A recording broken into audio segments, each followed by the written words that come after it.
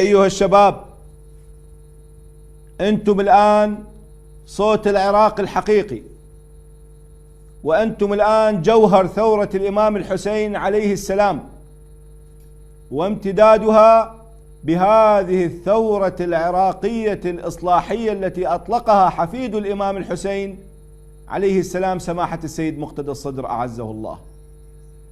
وبالتالي لازم يكون موقفكم يمثل كل العراقيين بقوة وبشجاعة وبإصرار وبسلمية، وأن تكونوا جميعا بوحدة واحدة هي الوحدة الوطنية العراقية. عاش العراق، ويسقط الفساد والفاسدون.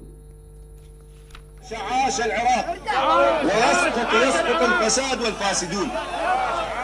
عاش العراق. عاش العراق.